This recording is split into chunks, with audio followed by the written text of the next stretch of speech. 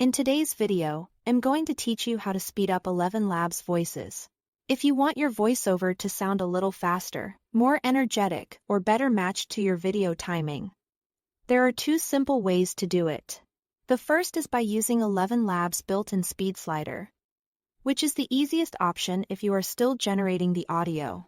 The second is by using a third-party audio editor, like Audacity, which is helpful if you already exported your file or need more control than the platform allows.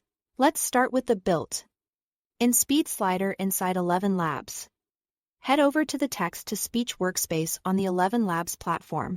Once you are there, choose the voice you want to use and type or paste in your script. After that, open the voice settings panel, which is usually located on the right-hand side of the screen. Inside that panel, look for the speed slider. By default, the speed is set to 1.0, which is the normal playback rate. To make the voice faster, drag the slider to the right.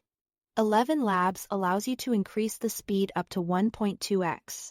This is a great option when you want a quicker delivery without leaving the platform or editing the file afterward. Once you are happy with the setting, click Generate to create the faster version of your audio. If needed, you can test a few variations to find the pace that sounds natural for your content.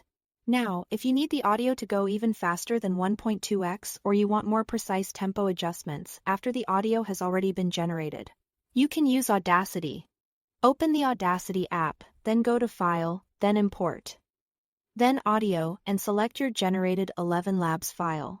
Once the file is loaded, press Ctrl and A on your keyboard to highlight the entire track, so the effect applies to everything. Next, go to the top menu and choose Effect. Then Pitch and Tempo. Then change tempo. In the tempo adjustment window, move the percentage slider to the right or type in a value like 15 if you want the audio to be 15% faster. Make sure the Use High Quality Stretching option is checked, since that helps preserve the sound quality while changing the speed. Then click Apply and wait for the process to finish.